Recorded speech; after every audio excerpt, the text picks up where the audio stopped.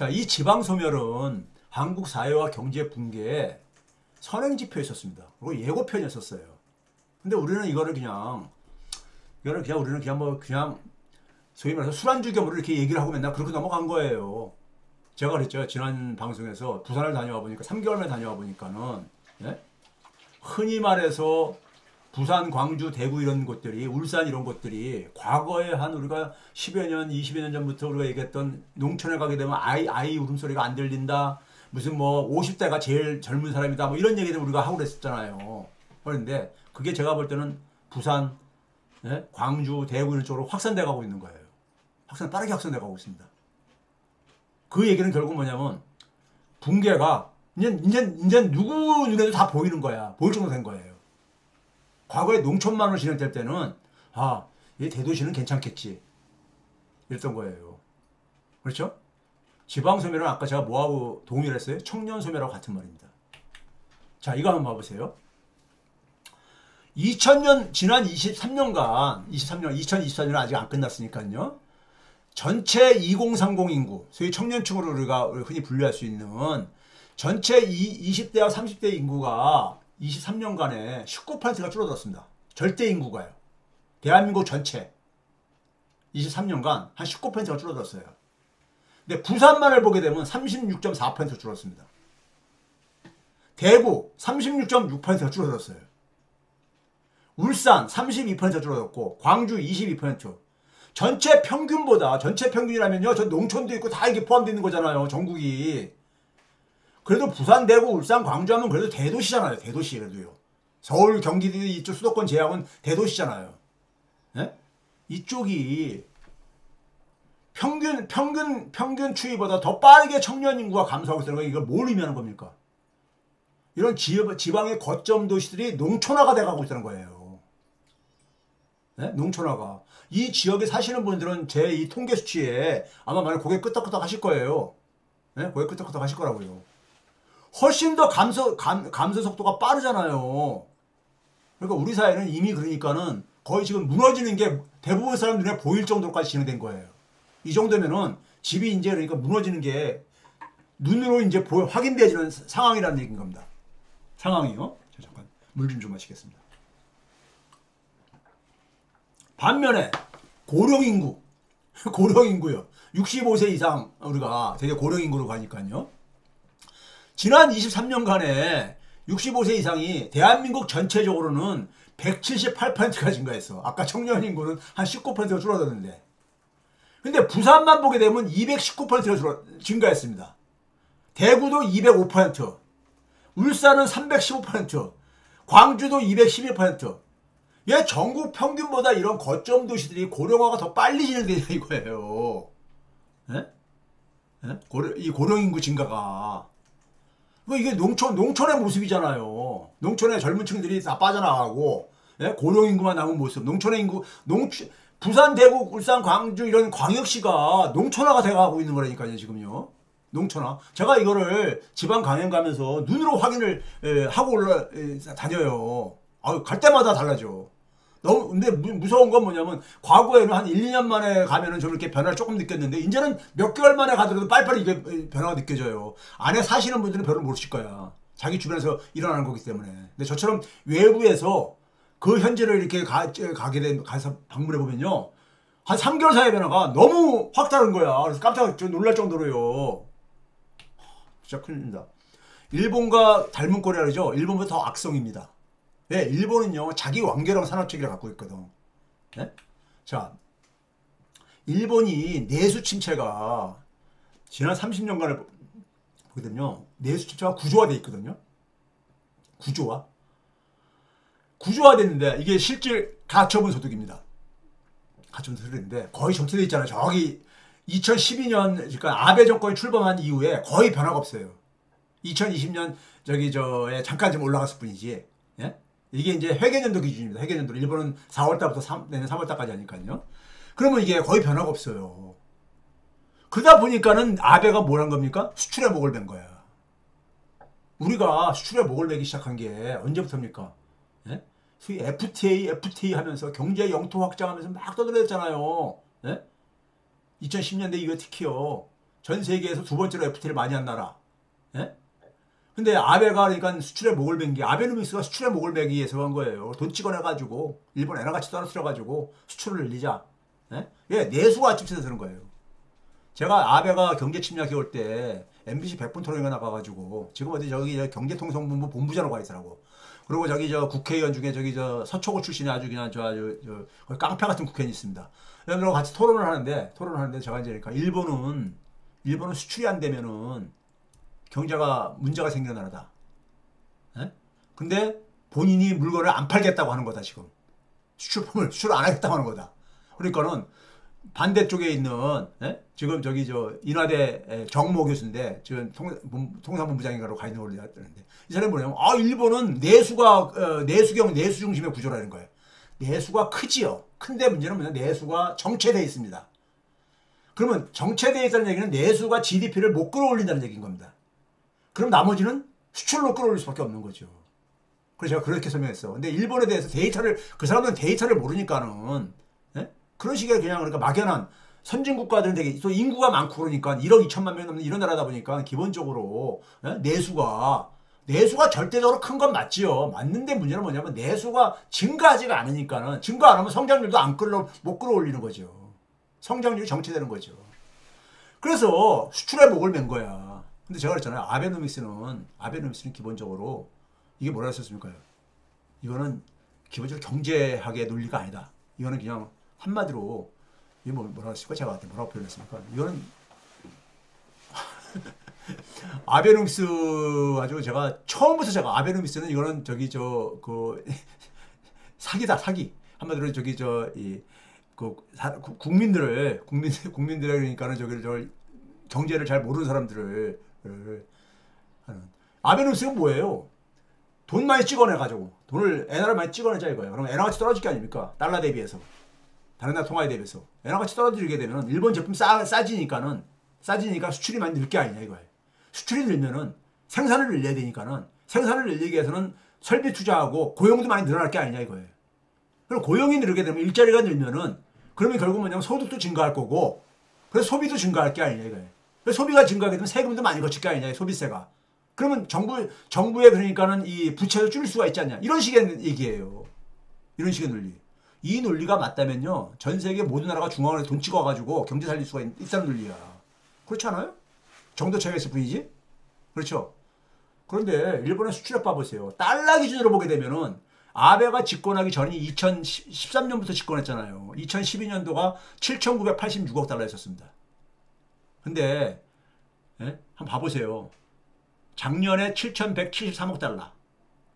그러니까 엔화로는 그러니까 잠깐 중간에 오르지만은 달러로는 오히려 줄어든 거야. 달러로 줄어들었다는 얘기는 뭐예요? 그러니까요. 달러로 수출할 게 아닙니까? 일본 자동차 수출할 때 달러로요. 수출 물량은 안 증가했다는 얘기인 거죠. 물량이 안 증가하는데 생산을 증가시켜요. 생산이 안 증가하는데 투자를 왜 늘리겠어요? 생산을 안 늘릴 건데 고용을 왜 늘리겠어요? 그 아베노믹스는 거기서 안 된 거예요. 이게 기본적으로 아베노믹스는 실패할 수밖에. 제가 처음부터 아베노믹스는 아베가 떠들 때부터 2013년부터는 처음부터 이것도 실패할 거다. 당시에 그걸 유일하게 보도한 게 파이낸셜 타임스에서 보도했었어요. 일본의 문제는 엔화의 경쟁력이 아니다. 엔화의 경쟁력이 아니다. 제품이 경쟁력이 없는 게 문제다. 이런 얘기를 했었어요. 저도 그에 대해 100% 동의했었고요. 2010년대 이후에 대한민국입니다. 대한민국의 모습 봐보세요. 가계 수출 비중이 쭉 줄어들죠. 그런데 우리나라도 2010년도 이후에 우리나라로 성장률이 그래서 이렇게 쭉 줄어들어요. 성장률이 줄어드는 거는 다들 아니니까 소비가 둔화되면서요. 근데 수출 증가율도 둔화됩니다. 수출 증가율도요. 자, 이거 보시게 되면 한국의 수출 제가 이거 몇 번 보여드렸죠. 우리나라는 기본적으로 이 2011년도부터 FTA를 본격적으로 아주 공격적으로 합니다. 공격적으로요. 경제 영토 확장해가지고 막 떠들어대고 언론들이 막 그렇게 해가지고 부채질하고 그랬잖아요. 금융위기 전까지는 우리나라가 한국 수출 증가율이 세계 수출 증가율을 앞섰습니다. 근데 2011년도부터 2022년까지는 우리가 적잖아요. 세계 수출 증가는 37%인데 우리는 23%. 그리고 2023년도에 세계 수출이 쪼그라들거든요. 쪼그라들 때도 세계는 4.7% 줄어들었는데 우린 7.5% 줄어들고. 그래서 22년 상반기가 제일 높았을 때거든요. 상반기 대비 올해 상반기에 보게 되면 우리나라가 감소폭이 더 크잖아요. 회복이 안 되고 있다는 얘기야. 세계 평균보다도. 그러니까 한국 수출이요. 여러분들 FTA 효과가 이걸로만 봐가지고는 안 나타난 거예요. 네? 그러니까 내수가 기본적으로 취약한데 수출까지 그러니까 이렇게 지금 약해져. 그러면 대한민국 경제 성장률이 떨어지는 이유인 겁니다. 이게. 성장률이 떨어지는 이유가 바로 여기 있는 거예요. 내수하고 수출이 경제 단데. 그렇죠? 최하위 주가 수익률은 바로 그 결과인 거예요. 여기에 그러니까 다른 지배구조 이런 것도 있지만은 기본적으로 장기적으로요. 장기적으로 주가 수익률은 그 나라에 기업이 돈을 잘 벌어야죠. 네? 현재 상황은요. 삼성전자 시스템이 붕괴됐죠. 삼성전자 시스템이 붕괴된 겁니다. 이게 일시적인 문제가 아니에요. 이거 한국 제조업 경쟁력이 붕괴됐다는 걸 의미합니다. 이거 같은 동의예요. 삼성전자는 한국 제조업의 압축판이거든요. 네? 한국 제조업의 교과서잖아요. 한국형 교육 체계의 붕괴입니다. 그걸 상징하는 게 바로 의료교육 시스템의 붕괴예요. 의료교육 시스템 붕괴. 이게 전방위적으로 확산될 겁니다. 의료 분야에서 국한 안 되어져요. 네? 아이들이 그러니까는 지금 저 의대 진학하겠다고 막 몰려가고 앉았잖아요. 이때다 해가지고. 이제 남은 건 뭐냐? 부동산 모래성. 이건 붕괴가 불가피하고요. 붕괴가 이미 시작되고 있습니다. 자, 봐볼까요? 이게 여러분들 제가 과거에 계속 업데이트를 하고 있는데 업데이트를 하면서 잘 보는데 올해 한국은 주택가격이 이게 전국 주택가격입니다. 일본의 주택가격하고 한국의 주택가격이요. 주택가격의 추이인데 한국은 그러니까는 여기 KB 부동산자를 썼고요. 일본 주택가격은 국제결제은행의 일본 중앙은행이 일본은행이 보고한 자료를 썼습니다. 일본은행이요. 전국 주택가격 평균입니다. 평균이기 때문에 서울이나 특정 지역을 여러분 자꾸 이렇게 해가지고 국한식으로 생각하지 마세요. 이걸 보시게 되면요. 일본이 주택시장의 붐이 언제가 됩니까? 80년대 말이었잖아요. 80년대 말이에요. 그래서 일본은 87년 6월달부터 이게 파란색 선입니다. 이게 언제까지가 있냐면 96년 6월달까지 이게 이제 기간인 거고요. 분기별 자료입니다. 분기별이요. 일본은 90년 9월을 100으로 놨을 때 90년 9월이면 거의 그러니까 이제 정점에 올라가고 이제 막 이런 무렵이죠. 한국 주택 가격은 2018년 12월, 2018년 4분기부터의 추인데, 그리고 올해 그러니까 9월달까지, 올해 9월달까지요. 기간이 더 짧기 때문에 이 오렌지 색깔은 저희 중간에서 이렇게 끝난 겁니다. 93.17에서 끝난 거예요. 두 개를 보게 되면요, 너무 비싸게 하지 않아요? 끔찍할 정도로. 우리나라도 마찬가지로 2019년부터 2020년도에 특히 엄청나게 올랐잖아요. 그래서 쫙 올라가는데 일본도 80년대 말에 엄청 올라갔잖아요. 그러고 나서 91년도 꺾이기 시작하죠. 일본이요. 우리나라도 꺾였잖아요. 23년도부터 꺾였는데 우리나라는 근데 꺾이는 게 거기서 좀 차이가 생기죠. 일본하고 우리나라의 차이가 파란색하고 오렌지 색깔 차이가 먼저 많이 꺾였는데 이거 과거도 이건 소개했던 겁니다. 많이 꺾였는데 꺾이면서 줄어드는 게 멈추죠. 거의요. 93대에서. 이게 바로 뭡니까요? 정부가 2023년부터 1월달부터 올해 1분기까지 올해 1월달까지인가요? 1분기까지가요. 이 주택정책금융을 막 투입하잖아요. 네? 주택, 저 신생아 특례론이나 뭐 이런 거 막 투입하잖아요. 그 기간입니다. 그 기간이야. 네? 그 기간이에요. 근데 문제는 뭐냐면 이 정책금융이라는 건 뭐예요? 정부가 그러니까 돈을 투입하는 거는 뭐냐면 마중물 효과라고 얘기하거든요. 우리가 흔히 비유할 때. 마중물 효과가 뭡니까요? 우리 나이 드신 분들은 서울 태생이라도 이 펌프 알죠? 펌프질 할 때. 펌프를 하려면은 안 쓰다 보면은 물이 쫙 빠져가지고 이게 펌프가 제대로 기능을 안 하잖아요. 그때 우리가 한 바가지 물을 퍼있잖아요. 그래서 압력을 만들잖아요. 물을 그러니까 지하수에서 물을 끌어올리기 위해서 압력을 만들기 위해서 한 바가지 물을 이제 집어넣잖아요. 예? 저는 제가 그 20대까지도 이 펌프를 써보고 그래가지고 이게 마중물 효과라 그러죠. 마중물 효과. 이 마중물 효과는 기본적으로 한 바가지 물은 그 다음에 더 많은 물을 그러니까 우리가 확보할 수 있는 하나의 수단이잖아, 이거는요. 그래서 마중물이죠. 근데 물을 집어넣을 때만 잠깐만 이게 물이 이렇게 올라오고 그 다음에 시간 지나니까 또 물이 안 올라와. 그러면 뭡니까? 펌프 마중물 효과는 실패한 거잖아요. 그러면 정책금융이라는 것은 재정 투입이든 정책금융의 효과는 뭡니까요? 민간 부분으로 이게 그러니까는 효과가 전이가 돼야 되는 거죠. 민간 부분으로. 그래서 민간 부분의 힘으로 이게 돌아가야 되는 거예요. 그때까지 한시적으로 사용하는 겁니다. 한시적으로. 근데 어떻습니까요? 지금 정책주택금융이 끝나니까는 지금 보니까 더 이상 그러니까 이게 지금 최근에 이제 그러니까 지금 흔들리는 게 바로 그거 아닙니까? 예? 그럼 마중물 효과가 실패했다는 얘기는 뭐예요? 민간 부분의 힘만 가지고는 부동산 시장이 지속이 불가능하다는 걸 의미하는 겁니다. 정부가 손을 떼는 순간에 그러니까 이것이 그러니까 제가 이거 과거 되겠습니다. 정부가 돈을 투입하면은 일시적으로 반짝 효과가 나타날 것이다. 그리고 근데 두 번째 또 이제 그러니까 또 이제 정부가 돈을 또 투입해 또 이렇게 이게 침체가 돼가지고 그때는 뭐냐면 앞에보다 효과가 더 적다. 사람들이 뭐냐 학습 효과가 있거든요. 학습 효과가. 예? 그래서 마중물 효과가 실패한 것이 지금 확인되어지는 상황이거든요. 여러분 봐보세요.